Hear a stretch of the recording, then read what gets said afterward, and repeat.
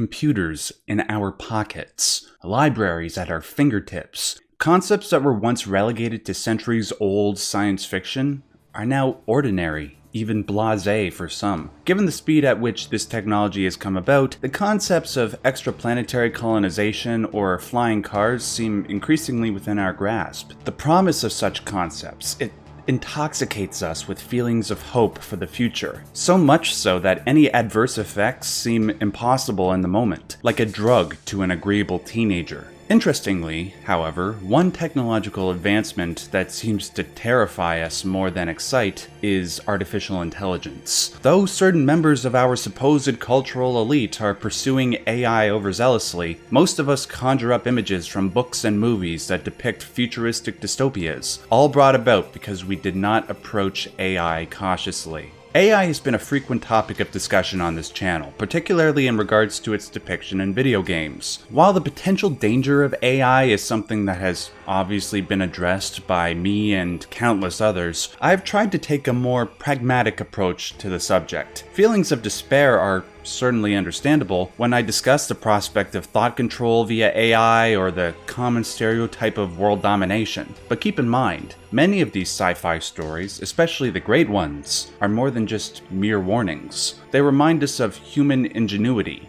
our infinite capacity to deny these potential futures. When a game like Metal Gear Solid 2 reminds us that a single person has the ability to ruin the world, we are also reminded that a single person has the ability to save it. When Deus Ex threatens a future of AI domination and non-existent freedom, it offers humanity the chance to merge cybernetically with machines and enhance our chances of survival. No matter how bleak the scenario may be, there is always a choice available to us, one that allows us to challenge that seemingly insurmountable darkness. Given how much I discuss AI on my channel, it was inevitable that I would eventually discuss I Have No Mouth and I Must Scream, a story that is collectively understood as the bleakest depiction in not just sci-fi, but maybe fiction in general. When I recently announced that I was going to be making a video about this story, as well as its video game adaptation, I had a few commenters lamenting that I would end up presenting an average analysis, words that have been spoken millions of times before in print and online. And this is a logical lament. What original perspective could I present to you that hasn't already been invoked by other YouTubers, academics, or sci-fi enthusiasts? Well, I believe I just said it. Where others have emphasized the bleakness of I Have No Mouth and I Must Scream, I will try to provide a more pragmatic, maybe even comforting perspective. Like with anything in life, however, before I can present this positive element, it'll of course be necessary to confront that suffocating darkness. Needless to say, there are spoilers ahead.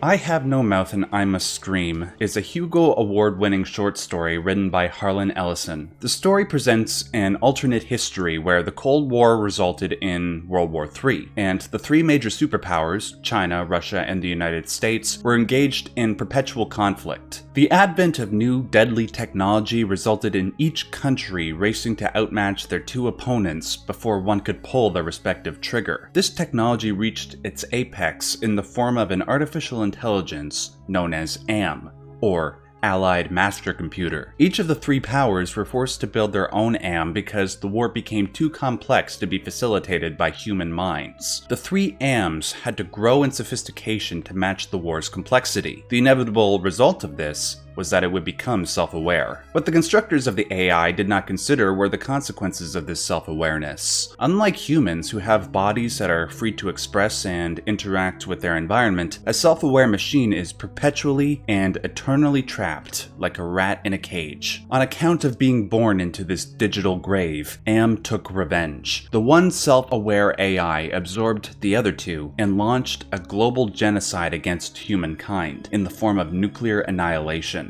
No longer allied nor adaptive, it was now the aggressive menace. The story officially begins 109 years after this decimation, when there are only 4 men and 1 woman left alive. These 5 people live underground within the endless canals of AM's circuitry. They have remained alive for over a century because AM has rendered them immortal. In order for AM to find some form of expression for his hatred, he has kept these people alive so he can torture them in perpetuity until the end of time. No attempts at suicide would suffice. AM has taken the previously mythical mythological formulation of hell, a place of eternal suffering from which one can never leave, and brought it to life. What transpires is a roughly 6,000-word warning to the planet about what might happen if our collective differences are not dealt with, a literal fate worse than death. A reality where death becomes life's greatest prize. At the end of the story, one of the 5 characters, Ted, realizes how they might escape their fate. If they cannot kill themselves,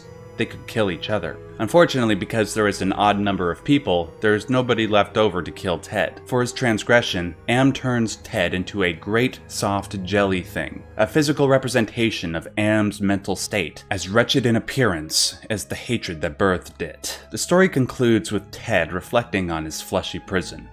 I have no mouth, and I must scream.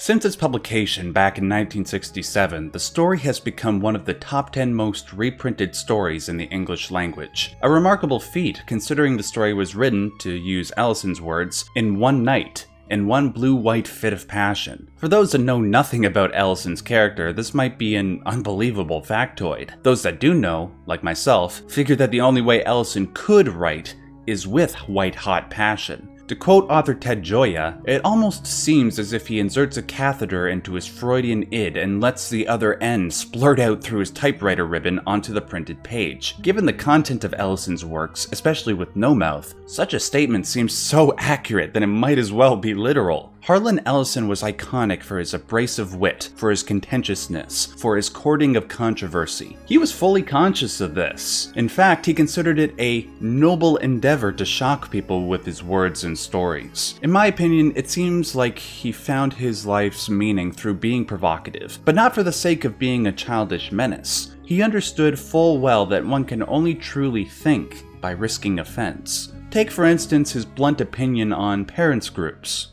Parents groups exist to be alarmed. If they are not alarmed this week about a computer game, they will be alarmed this week about Dungeons & Dragons. If it's not that, it'll be comic books. If it's not that, it'll be television. If it's not that, it's going to be drugs.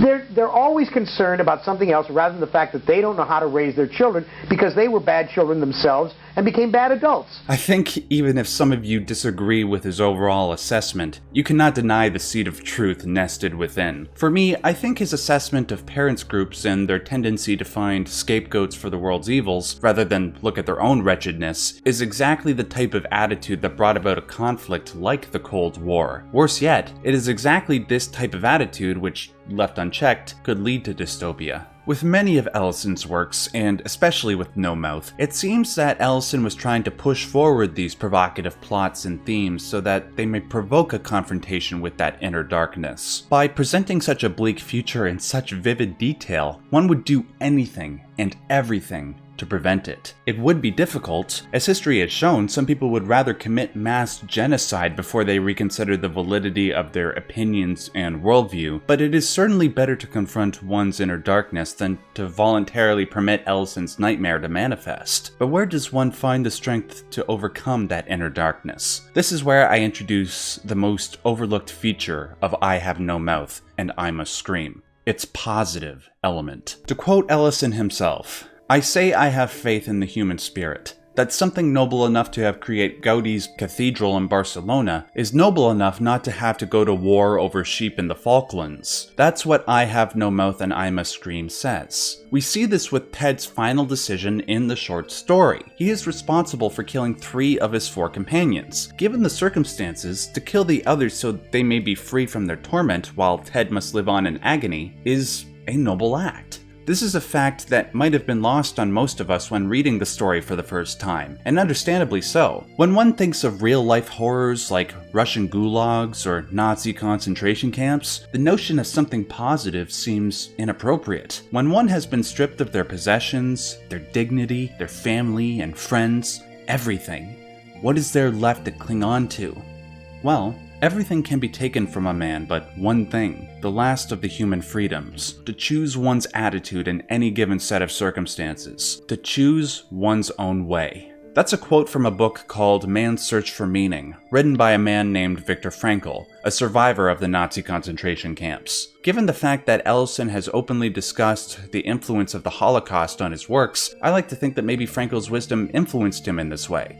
but who knows. While Ellison's belief in the nobility of the human spirit might not have been so pronounced in the short story, it was certainly pronounced in the video game adaptation. Released in 1995 by Cyberdreams, this was Ellison's only venture into the world of video games. To use his own words, he thought that video games were used to while away your time, to divert you from the important things in life. If he was going to make a video game, there would be a meaningful, productive component to it. What he wanted was a game that taught ethics. He wanted a game that stood out from the Marios and the Wolfensteins of his time, where the story would be as, if not more important, than the gameplay. Now, this is a really important fact to consider. While there are many games nowadays like Mass Effect or The Walking Dead whose gameplay revolves around ethical choices, we have to remember that there was a time where that wasn't the case. In fact, we might have to credit No Mouth as being one of the first, if not the first, game to employ this type of gameplay. It's certainly a game that gives greater weight to one's choices than most modern games. For example, this game has 7 endings, and only one of them is considered a good ending. At the end of the game, one learns that there are 750 humans that are cryogenically frozen on the moon. If one achieves the good ending, those 750 humans are awakened and the Earth begins to terraform. For the majority of the bad endings, the last character you play as turns into the iconic soft jelly thing. Depending on the decisions one makes throughout the game, their spiritual barometer would go up and down. That is indicated by the background in each of the characters' profiles. If you make even one unethical decision, your chances of getting the good ending decrease. This design choice was Ellison's. To quote him, he said he wanted a game that you could not possibly win. Instead, he wanted a game where people could, quote, lose better. This was controversial to both the developers at Cyberdreams as well as the marketers, because how can one market a video game that you can't win? While there was compromise here between Ellison and Cyberdreams by including a good ending, it was nevertheless difficult to obtain. Therefore, any notion of winning had to be tied to how nobly the audience played the game. If/when they likely got one of the bad endings, they would have to reflect on the good things they did and try again if they wanted to see their actions pay off. Naturally, in order for this concept to work, the original short story had to be adapted to fit the gameplay. This adaptation began when one of the designers at Cyberdreams, David Sears, asked Ellison the following question: why were these people saved? Why did Am decide to save them? As for what that reason is, it goes back to why Am wanted to kill humans in the original story. It was because Am was so disgusted by the fact that humans would rather disregard, torture, or kill other sentient beings before they confronted their own inner darkness. The 5 characters in the game were given backstories that evoke that theme. In order for the characters to achieve the good ending, they had to confront the dark contents of their souls. Am facilitated this by giving material form to these subconscious horrors, a concept that many assume was originally done with another video game franchise called Silent Hill in 1999. It is only by confronting this horror and responding in an ethical way that the good ending may be achieved. As the game goes on, the ethical decisions become harder and harder to make, but not necessarily because they are complex. It's actually because our own inner darkness might encourage us to seek revenge on certain characters for their terribleness. Not just on our obvious opponents, like Am, but on the characters we play as. For example, the character of Nimdok, whom we play as, was an ex-Nazi scientist responsible for facilitating the Holocaust. Would you not be inclined to see him suffer eternally for his crimes? What about when we confront the components of Am's mind later in the game? Given the fact that they were collectively responsible for torturing the 5 remaining humans for over a century, and you have to disable them in order to achieve the good ending, is it more ethical to destroy them or forgive them? Does that ultimately affect anything? Who knows? All you know for certain is you have to think, and think carefully. I find myself comparing this point-and-click adventure game to modern games that center around ethical play. As I do this, I wonder, do modern games give as much impact to the choices one makes as No Mouth does? If you make unethical choices in modern games like Fallout or Grand Theft Auto, are you truly punished for your decisions? I wonder if most modern game designers would have the guts to create a game that does. It makes sense, most games don't want to present stories that deal with the realities of mental illness, rape, war, or genocide because ultimately those subjects aren't fun. It's even less fun when the game punishes you for unethical decisions, removing even the deviant sense of fun offered by games like Infamous or Until Dawn. Making such a game would affect the company's bottom line. That was certainly the case for No Mouth. And yet, despite the short-term financial loss, the gaming industry is now better off because games like No Mouth were released. Games are no longer just about gameplay. They are much more than that. They are being recognized as legitimate forms of art, as cultural touchstones. And the main reason why is because modern games are following the examples set by No Mouth and other games like it. Like great pieces of art, they force us to introspect, to reflect, to dissect. And like great artists, they produce this art with noble intention. Unfortunately, there are more than enough game franchises nowadays that don't have that noble ambition. Sure, they might make more money and might provide you with that dose of high-octane entertainment, but often those companies don't take much risk and put more effort into shady monetization practices like microtransactions and loot boxes. They had a choice to do the ethical thing, but they chose not to. Because of this, their names will be openly tarnished by gamers for decades to come. Some of these companies may say that they didn't have a choice. I say they do. Even if they couldn't win, they could have chosen to lose better, and that nobility would have paid off with the respect of gamers everywhere. I really hope that before his death, Ellison was able to see that his decision to make a game influenced the medium for the better, and his example may inspire other developers for years to come. It would be my delight if this game set a trend and all of the arcade bang bang games that turn kids into pistol packing papas and mamas were subsumed into games like this, in which ethical considerations and using your brain and unraveling puzzles became the modus operandi. It would be my pleasure if that was it.